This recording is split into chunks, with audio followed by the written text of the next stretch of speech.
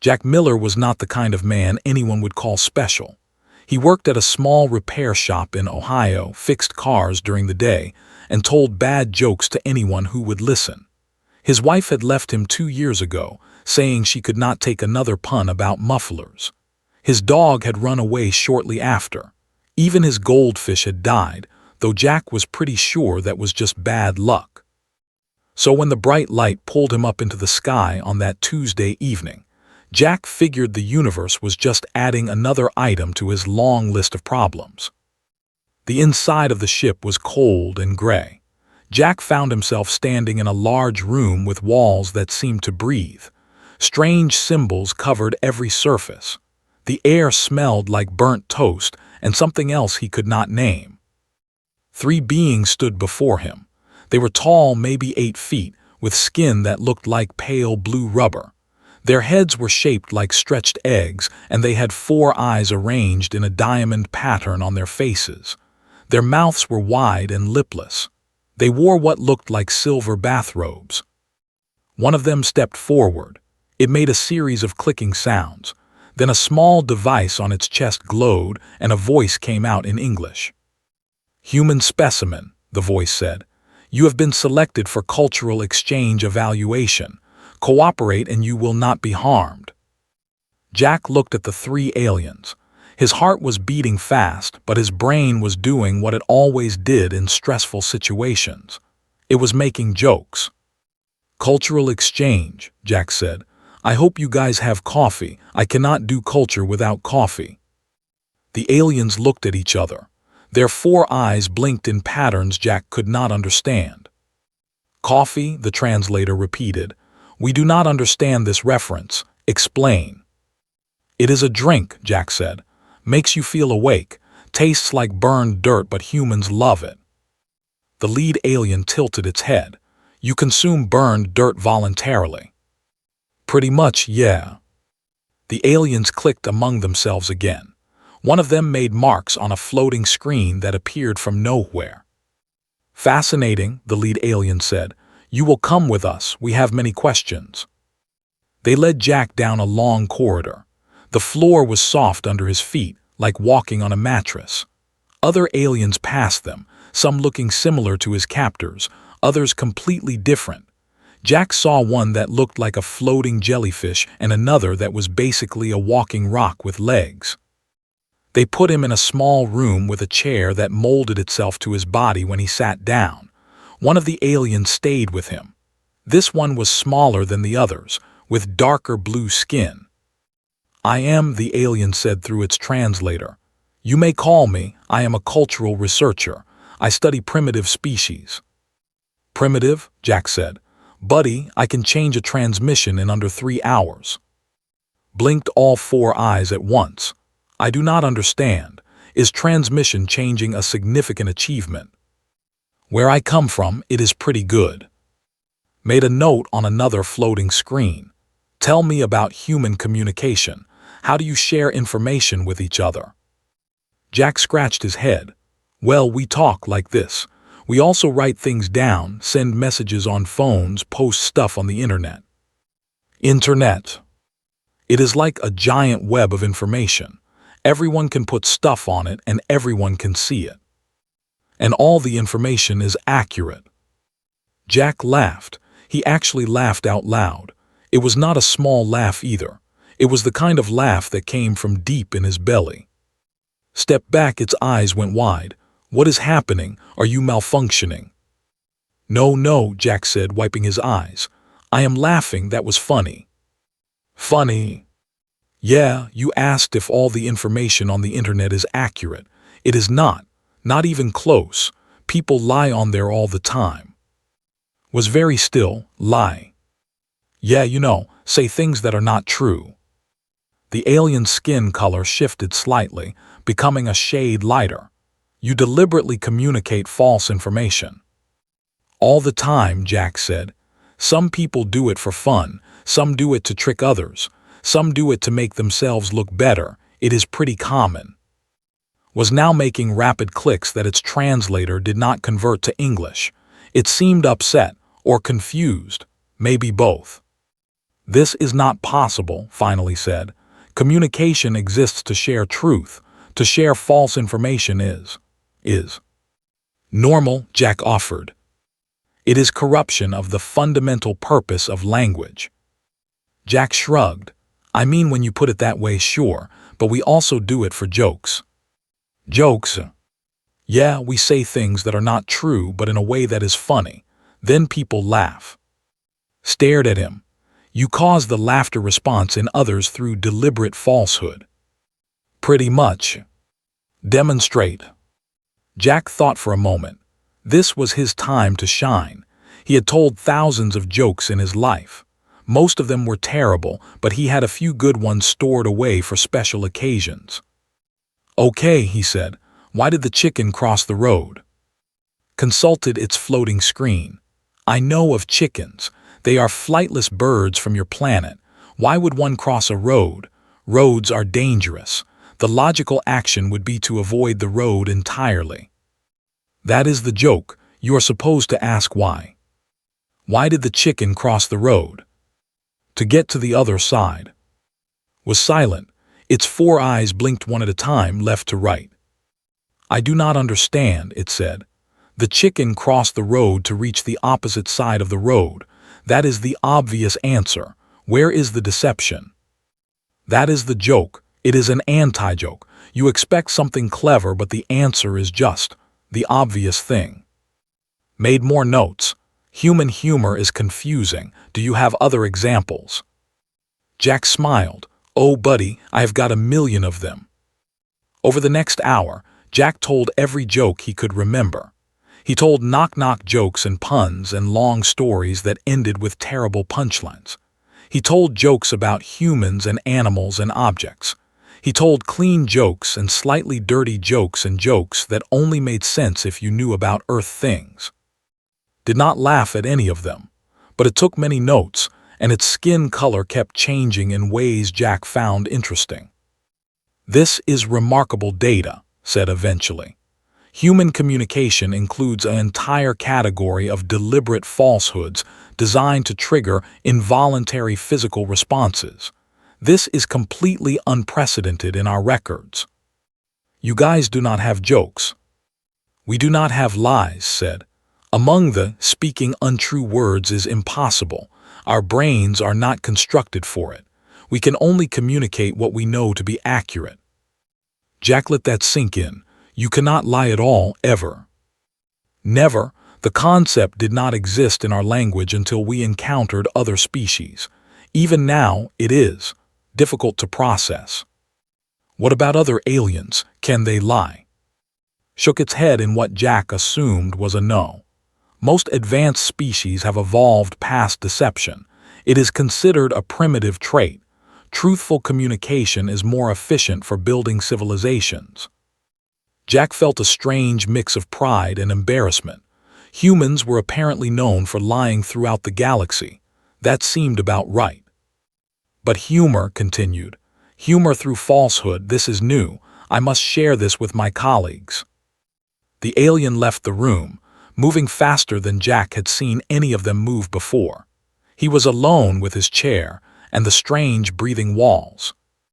He had no idea what was going to happen next, but for the first time since the light had grabbed him, Jack felt like maybe things were going to be okay.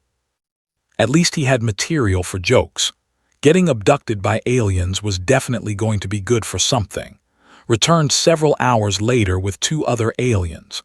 One was much older, its blue skin wrinkled and spotted with darker patches. The other was younger and seemed nervous, its 4 eyes constantly moving around the room. "This is High Scholar," said, pointing to the old one.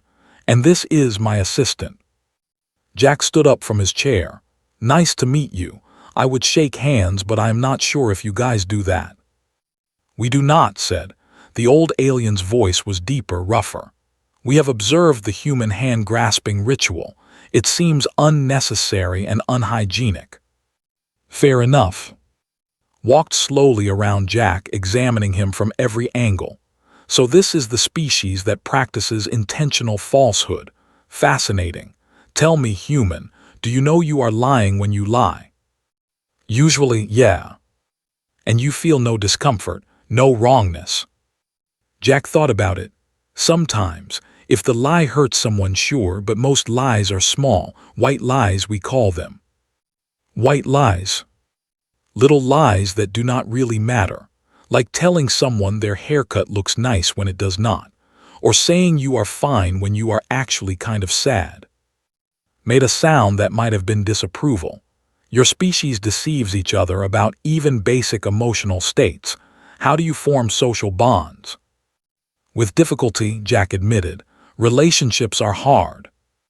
The young one spoke up. But the humor lies are different, correct? They are not meant to deceive truly. They are meant to create the laughing response. Right, Jack said. Jokes are not real lies, they are playful lies. Everyone knows they are not true. That is part of what makes them funny. Looked excited.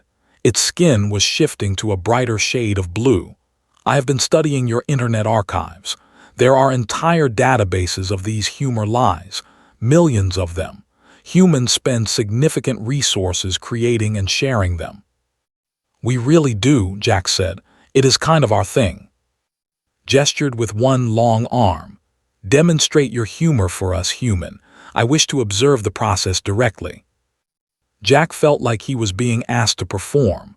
He had done this many times at parties and family gatherings, usually with mixed results. But the stakes here felt higher. Okay, he said, here is one. A man walks into a bar. He paused. The three aliens waited. That is the setup, Jack explained. I tell you a situation and then something unexpected happens. Continue, said. A man walks into a bar. He says, ouch. Silence. I do not understand, said. Why does he say ouch? Because he walked into a bar, like a metal bar, not a drinking establishment. It is a word that means two different things. Suddenly made a sound. It was a quick, sharp noise like air escaping from a balloon. Its skin turned bright purple for a moment. It said with concern. I think I understand, said. The word bar has multiple meanings. The human creates an expectation with one meaning, then reveals the other meaning. The surprise creates something. I felt something. What did you feel? Asked. Touched its chest. A physical sensation, pressure, a desire to make noise. Is this humor? Jack grinned. I think that might be the beginning of a laugh. Was watching carefully. Interesting. Very interesting. Our species has emotional responses to beauty, to tragedy, to fear. But we have nothing that corresponds to human humor. This may be because we cannot lie. That makes sense, Jack said. A lot of humor depends on surprise. If you always tell the truth, nothing is ever unexpected. Everything is just what it is. Tell more jokes, said eagerly. I want to understand this feeling better. Jack thought about his audience. These were intelligent beings who had never experienced humor. He needed something that would work across species, something that did not depend too much on human culture. Okay, he said, two aliens walk into a spaceship. One says, this is a nice spaceship. The other says, yeah, but it is not mine. Nothing, the aliens just looked at him. That one needs context, Jack admitted. On Earth, stealing vehicles is a crime. The joke is that the alien is casually admitting to theft. Why is admitting to wrongdoing humorous? Asked. Because it is unexpected. You do not expect someone to just say they stole something. The casual attitude is the joke. Made the balloon sound again, but smaller. I think I felt it just a little.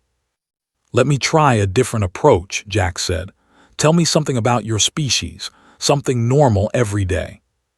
Thought, we consume nutrient paste 3 times per day cycle. Okay, what if I said, why did the cross the nutrient paste distribution center to get to the other paste? The 3 aliens looked at each other, then made a much louder noise. Its whole body shook slightly. It is a reference to your earlier joke, said, its voice strange. The chicken joke, you adapted it for our context, that is. Made more noises.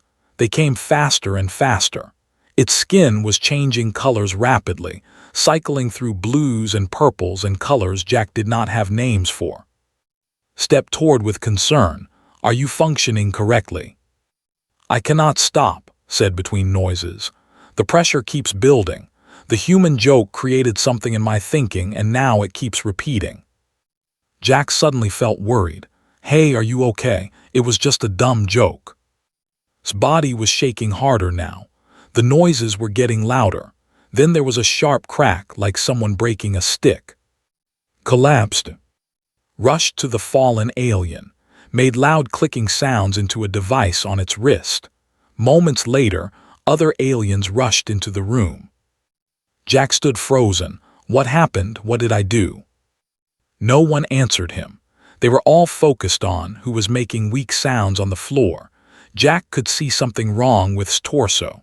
The silver robe was moving in ways that did not look right. More aliens arrived with floating platforms and strange devices. They lifted onto one of the platforms and rushed out of the room, followed them. Turned to Jack. The old alien's 4 eyes were all focused on him with an intensity that made Jack want to run. What did you do, human? I just told a joke, Jack said. I swear, just a stupid joke. Moved closer. Has suffered structural failure in multiple support bones, what you call ribs in your own anatomy. The laughter response you created was too strong. His body could not contain it. Jack felt his stomach drop. I broke his ribs with a joke. With a lie, said. A playful lie, as you called it, but our species has no defense against such things. We have never needed them. Is going to be okay. Was silent for a long moment. We'll survive. Our medical technology is advanced, but this incident raises serious concerns about human interaction. Jack sat back down in his chair. His legs felt weak. He had spent his whole life trying to make people laugh. He had never imagined that laughter could be dangerous, that his dumb jokes could actually hurt someone. I am sorry, he said. I did not know that could happen. Studied him. I believe you. Your face displays signs of genuine distress, but belief does not change facts. You have injured one of our researchers with nothing but words. This makes you potentially the most dangerous human we have ever encountered. Jack almost laughed at that. Him dangerous. He could not even keep a goldfish alive. But then he remembered on the floor, ribs broken from laughing too hard, and the laughter died in his throat. What happens now? Jack asked. Now, said, we must decide what to do with you. They kept Jack in the small room for what felt like days. He was not sure about the time. There were no windows, no clocks, nothing to measure the passing hours except his own growing hunger and tiredness. They brought him food eventually. It was the nutrient paste had mentioned. It tasted like nothing, like eating wet cardboard, but Jack ate it because he did not have any other options. He spent a lot of time thinking about. The young alien had been curious and eager to learn, and Jack had broken its ribs with a modified chicken joke. That was going to be hard to explain when he got back to Earth. If he got back to Earth. On what Jack guessed was the 3rd day, came to see him. How is? Jack asked immediately. Skin was a pale, tired blue. Recovering. The medical team repaired the bone damage, is resting now. I really am sorry, I did not mean. I know, said. I have studied humans enough to understand your intentions. You were trying to create positive feelings. It is not your fault that our biology responded so strongly. Jack let out a breath he did not know he was holding. So what happens now? Sat down on the floor. The aliens did not seem to use chairs the way humans did. There is debate among the council. Some want to return you to Earth and pretend this never happened. Others want to keep you here for study. A few want to classify humanity as a dangerous species and limit contact. Because I told jokes. Because you can lie, said. The jokes are just one application. Think about it from our perspective. We have encountered many species in the galaxy. All of them eventually evolved past deception. It is considered a primitive trait, like violence or tribalism. Advanced civilizations do not need lies because truth is more efficient. And we never evolved past it, Jack said. No, humans developed technology and science and art while still maintaining the ability to deceive. This is unprecedented. You built spaceships while still lying to each other about everything. Jack thought about that. It was strange to hear lying described as a special human trait. On Earth, lying was just something people did. Politicians did it. Advertisers did it. Kids did it about eating their vegetables. It was so common that nobody really thought about it. But most humans are not trying to hurt anyone with lies, Jack said. We use them to get through the day, to make things easier, to avoid awkward conversations. That is exactly what concerns the Council, said. You do not even see it as significant. Deception is so natural to you that you do not notice how much of your communication is based on it. There was a long silence. Jack picked at the remains of his nutrient paste. What do you think should happen? He asked, personally. Skin shifted through several colors. I think you are fascinating. I have studied many species, but humans are unique. Your ability to hold truth and falsehood in the same mind, to choose which one to communicate. It is like a superpower that you do not even appreciate. A superpower. Imagine if you could not lie. Every question would require a true answer. Every conversation would reveal your actual thoughts and feelings. You would have no privacy in your own mind. Jack had never thought about it that way. That sounds awful. To you, perhaps. To us, it is normal. But I am beginning to understand why humans have developed such complex social structures. Lying allows you to control information in ways we cannot. You can build alliances based on partial truths. You can hide weaknesses from enemies. You can even deceive yourselves. That last one is not usually considered a good thing, Jack said. Is it not? Your species seems to function on self-deception. You believe you are more capable than you are, which makes you try harder. You believe negative outcomes are less likely, which allows you to take risks. Your lies make you ambitious. The door to the room opened. Entered, followed by several other aliens Jack did not recognize. The Council has made a decision, announced. The human will not be returned to Earth immediately. Jack's heart sank. What does that mean? It means you are going to help us, said. Your ability to lie and create humor is unique. We want to study it. We want to understand it.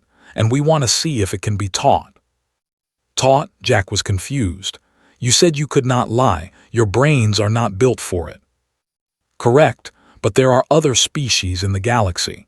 Some of them are considering war against us. They believe they are weak because we cannot deceive. What if we had an ally who could? Jack understood. You want me to lie for you. We want you to advise us, said. Help us understand how deception works. Help us prepare for enemies who use it against us. In exchange, we will provide resources to your Earth and ensure human safety in galactic affairs. It was a strange offer. Become a consultant for aliens who wanted to learn about lying. Get paid in whatever aliens used for payment. Maybe save humanity from some threat Jack did not even know about. Do I have a choice? Jack asked. You always have a choice, said gently. That is one thing we have learned about humans. You can always choose to say no, even when yes is the logical answer. Sometimes especially when yes is the logical answer. Jack looked at the aliens around him. They were watching him with their clusters of eyes, waiting for his response. He thought about Earth, about his repair shop and his empty apartment and the life he had left behind. It had not been much of a life. He had been coasting, telling jokes to people who barely listened, fixing cars for people who never remembered his name. Maybe this was his chance to actually matter. Okay, he said, I will help, but I have conditions. Skin flickered. Conditions. First, I want to apologize properly. Second, I want to learn about your culture too. Fair exchange. Third, I want to be able to contact Earth. Let my family know I am okay." He paused. "Well, let my know I do not really have family." The aliens clicked among themselves, finally nodded. "These conditions are acceptable. You will begin your work immediately. Will continue as your primary liaison." Skin turned a warm shade of blue that Jack was starting to recognize as happiness. "I look forward to continued study." "Yeah," Jack said, "me too, I guess." The other aliens left, stayed behind. "You made a clever choice," said. "Adding conditions to your agreement made you seem more valuable. A human who gives in easily is not as useful as one who negotiates." Jack smiled. Was I lying just then about wanting to see? No, I could see that request was genuine, but the way you presented it as a condition rather than a request was strategic. You used truth in a deceptive way. "We call that politics where I come from." Made a sound that might have been a laugh, just a small one, but it was there. "Perhaps I will learn your humor after all," said, "in small doses." "Let us hope your ribs can handle it," Jack said. Then he winced. That was probably not the right joke to make right now. Old habits were hard to break. The next several weeks were strange and busy. Jack was given quarters on the ship, a larger room with a bed that adjusted to his body and a window that looked out at the stars. He had never seen so many stars in his life. The view alone was worth the abduction. He visited in the medical area. The young alien was recovering well, lying on a floating platform while machines hummed around its body. "I am sorry," Jack said. "I never wanted to hurt you." Made a weak sound. Its translator converted it to words.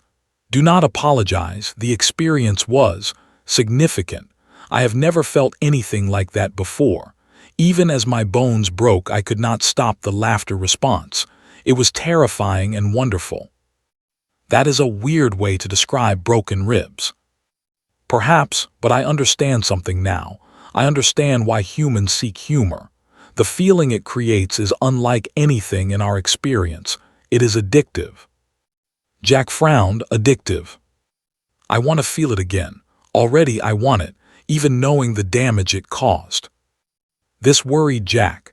He had not considered that alien biology might respond to humor like a drug. On Earth, laughter was healthy. It released endorphins, reduced stress, helped people bond. But for it seemed to be something much more intense. "Maybe we should take it slow," Jack said. "Build up your tolerance, small jokes first." Skin brightened. "You would do that, help me experience humor safely." "It is the least I can do after breaking your ribs." So Jack added another job to his list. He became humor therapist, carefully introducing the alien to the concept of funny. They started with simple puns, which found mildly amusing. They moved on to wordplay, then to simple stories with unexpected endings. His body gradually adapted. The laughter responses became less violent. After a few weeks, could hear a decent joke without any bone damage. Meanwhile, Jack worked with the council on matters of deception. They showed him recordings of communications with other species. They asked him to identify lies, tricks, and hidden meanings. Jack was surprised by how easy it was. To him, the deceptions were obvious. A species called the were clearly hiding military capabilities in their trade agreements. Another group, the Stellar Compact, were using diplomatic language to threaten invasion without actually saying it. "How can you not see this?" Jack asked after one session. "They are basically telling you they want to attack." "They are using words that have multiple meanings," said. "We see all the meanings. We do not know which one they intend." "The threatening one. They intend the threatening one." "How do you know?" Jack struggled to explain. Context, tone, the words they did not say, the timing of the message, it is obvious. 2. It was not obvious at all. The mind processed language as pure information. They did not read between the lines because, for them, there was nothing between the lines. Words meant what they meant, nothing more. Jack began teaching them. He started with basic concepts: how to identify when someone was avoiding a topic, how to recognize when a compliment was actually an insult, how to understand that sometimes no answer was itself an answer. They were good students. They could not lie themselves, but they could learn to recognize lies in others. It was like teaching people about colors. They could never see it directly, but they could learn to use tools that detected it. Was his best student. The researcher had a natural curiosity that pushed past the limitations of biology. "I still do not fully understand humor," admitted one day, "but I am beginning to understand how humans use deception to build connections." "What do you mean?" "Your white lies. When you say someone's haircut looks nice when it does not, you are not trying to deceive in a harmful way. You are trying to protect feelings. Deception as kindness." "Yeah, I guess so." "And your humor. When you tell jokes, you are creating shared experiences of controlled deception. Everyone knows the lie and everyone agrees to react to it anyway. It is a form of social bonding." Jack had never thought about it so deeply. He had just been telling jokes his whole life, but was right. Humor was a way of connecting. When you laughed with someone, you were saying, "I understand this world the same way you do. We see the same absurdity." "You guys must have something similar," Jack said, "some way of bonding socially." "We share accurate information," said. "When it tells another something true, it creates trust, but trust is different from what you create. There is no surprise in truth, no delight." "That sounds kind of boring." "It is efficient, but I am learning that efficiency is not everything." Weeks turned into months. Jack settled into his new life aboard the alien ship. He missed Earth sometimes, missed the smell of engine oil and the taste of real coffee, but he also discovered that he was good at this, good at being the human expert on lying. The council started consulting him on more important matters: trade negotiations, diplomatic meetings, even military planning. Jack would sit in a room full of aliens and tell them which ones were being honest and which ones were playing games. It was strange to be valued for something he had always taken for granted. On Earth, being good at spotting lies just meant you had trust issues. Here, it made him important. Recovered fully and became Jack's assistant. The young alien had developed a genuine appreciation for humor and often asked Jack to tell jokes during their downtime. Jack learned to calibrate his material carefully, avoiding anything too funny that might cause physical harm. "Why did they refuse to eat the nutrient paste?" Jack asked one day. "Braced itself, why?" "Because it was past its sell-by date." Made its laughing sound, a series of quick bursts. Its skin turned purple but no bones cracked. "That was adequate humor," said, "not too strong." "I am learning to measure it," Jack said. "Like medicine, the right dose can heal, too much can kill." "You have become very philosophical since leaving your planet." "Getting abducted by aliens will do that to you." It was a good life, Jack thought. Better than fixing cars in Ohio, better than telling jokes to people who did not care. Here his jokes mattered, his skills mattered, he mattered. He just hoped it would last. They arrived at the edge of space on a morning that Jack had been spending in his quarters, reading translated alien literature. The alarm that sounded was unlike anything he had heard before, a deep, throbbing pulse that seemed to vibrate through the walls. Appeared at his door moments later. "We need you in the command center, now." Jack followed through corridors filled with rushing aliens. The ship felt different, tense and afraid. Even the breathing walls seemed to pulse faster. The command center was a massive room filled with floating screens and officers. Stood at the center, watching a display that showed dozens of ships approaching. "They are demanding surrender," said when Jack arrived. "They say they will destroy our fleet if we do not comply." Jack looked at the display. The ships were large and numerous. They looked like angry spiders made of metal. "What do they really want?" he asked. "Control of this sector. access to our technology, subjugation of our species. Then surrender is not really an option. No, but neither is fighting. Our military capabilities are limited. We are a peaceful species. We evolved past warfare generations ago. Jack studied the approaching fleet. Let me talk to them. Every alien in the room turned to look at him. Skin went pale. That is not advisable. They are ruthless. They have conquered dozens of species. And they have never talked to a human before, right? Correct. Humans are not well known in this sector of the galaxy. Jack smiled. Then they do not know what we can do. After much debate, the council agreed. They opened a communication channel to the flagship. A face appeared on the screen that made Jack's stomach turn. It was insect-like, with mandibles and compound eyes, but somehow still managed to look smug. I am War Commander Thrax, the creature said. They have 10-time units to surrender or face destruction. Hello, Thrax, Jack said, stepping forward. I am Jack, I am a human, and I have a question for you. Thrax's mandibles clicked. A human? This is unexpected. Humans are confined to their home sector. What are you doing with the... I am their advisor, and my question is this. Do you know why humans are confined to their home sector? Thrax hesitated. Galactic politics. Your species is too primitive for wider involvement. That is the official reason, Jack said, but it is a lie. He let that word hang in the air. Lie. The compound eyes seemed to focus more intently.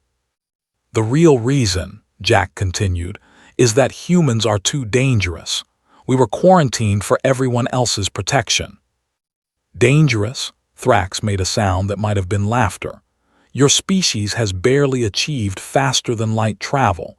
You have no significant military presence. True, but we have something else, something no other species has. Jack leaned closer to the screen. We can lie, and we are really, really good at it. Thrax's mandibles stopped clicking. All species can deceive. It is a basic survival trait. No, Jack said. Most species evolved past it. They became truthful, efficient, predictable. Humans never did. We stayed liars. And do you know what happens when a species spends its entire existence perfecting the art of deception? Silence. We get good at war, Jack said, because war is just lying with weapons, fake retreats, hidden ambushes, false intelligence, pretending to be weak when you are strong, pretending to be strong when you are weak. Every human military victory in history has been built on deception. You are bluffing, Thrax said, but there was something in its voice, uncertainty. Am I? Can you tell? That is the problem with humans, War Commander. You can never be sure if we are telling the truth or not. You can never be sure if what you see is real. Jack pulled up a display that had prepared. It showed ship signatures, weapon readings, power levels. All fabricated, but Thrax had no way to know that. Right now, you are scanning our fleet. You see what we want you to see. Maybe we are really weak. Maybe we have hidden ships waiting to jump in. Maybe this whole sector is a trap. Maybe I am lying about everything I just said. He paused. Or maybe I am telling the truth. Maybe humans really are the most dangerous species in the galaxy, and you just threaten the people who have us as allies. Thrax's compound eyes shifted. Its mandibles moved slowly, processing. You have a choice, Jack said. Attack and find out which of my statements were lies, or leave and never know for certain. The command center was completely silent. Every watched the screen. Skin had gone through several colors and was now a shade of gray that Jack had never seen before. Finally, Thrax spoke. The Empire will withdraw, for now. But we will remember this, human. We will remember you. The communication cut off. On the display, the ships began turning, moving away from space. The command center erupted. Aliens were clicking and making sounds of relief. Grabbed Jack's arm, its skin bright with joy. You did it, said. You saved us with lies. I saved you with the possibility of lies, Jack said. That is even better. Now they will always wonder. Every time they think about attacking you, they will wonder what traps might be waiting, what deceptions might be in place. The uncertainty will protect you better than any weapon. Approached, the old alien looked at Jack with an expression that might have been respect. "High Scholar," Jack said, "I have a new condition for my continued service." "Name it." "I want to send a message to Earth. I want to tell them what I did here, and I want to suggest that maybe, just maybe, humans should not be confined to their home sector anymore. Consider this. You want your species to join galactic society. I think we have something to offer. Apparently, we are the only people in the universe who can lie properly.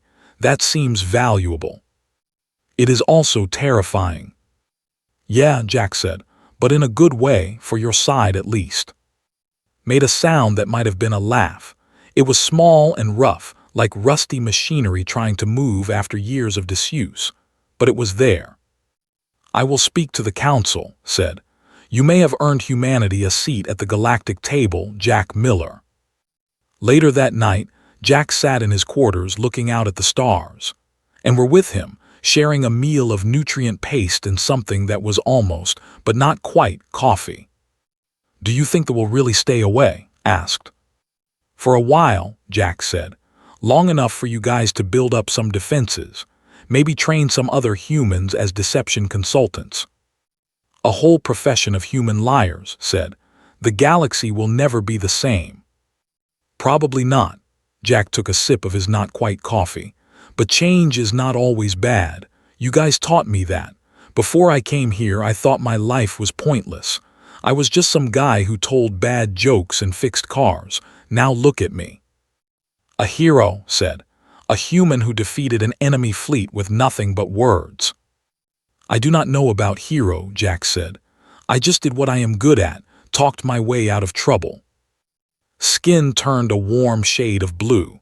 "That is what makes you remarkable, Jack. You do not even realize how special your abilities are. To you, lying and humor and deception are just normal, but to us they are magic, powers we cannot even imagine." Jack thought about that. His whole life he had felt ordinary, less than ordinary maybe. His jokes never landed, his marriage failed, his dog ran away. But here, in the depths of space, surrounded by beings who could not tell a lie to save their lives, Jack Miller was extraordinary. "Hey," he said, "want to hear a joke?" Braced itself, Skin flickered nervously. "Do not worry," Jack said. "This one is gentle." He thought for a moment, crafting the joke carefully. Not too funny, just right. What did the human say to the who was worried about the future? And waited. "Do not worry. Everything will be fine. And if it is not, we will just lie about it until it is." Made its laughing sound, small and controlled. Managed a slight change in skin color that Jack now recognized as alien amusement. "That is not entirely a joke," said. "That is also a philosophy." "Best jokes always are," Jack said. He looked out at the stars again. Somewhere out there was Earth, his old life, his empty apartment and his failed relationships and his jokes that never landed. He was not going back to that, not completely. He had found something better, a place where being human, with all its flaws and deceptions and ridiculous humor, was actually worth something. Maybe that was the real joke, he thought. The universe was full of advanced species who had evolved past lying, past humor, past all the messy, chaotic things that made humans human. And they needed a guy from Ohio to teach them that sometimes the mess was the point. Jack raised his cup of almost coffee in a silent toast. To lies, to laughter, to the strange and wonderful fact that sometimes the biggest truths were hidden in the smallest jokes. Outside, the stars kept burning, and somewhere in the galaxy, War Commander Thrax was probably still wondering what was real and what was not. That was the human gift to the universe, Jack decided. Uncertainty, possibility, the eternal question of what might be true. And also, occasionally, really terrible puns. He smiled and drank his not-quite coffee. It tasted awful, but he was pretty sure he was going to be okay.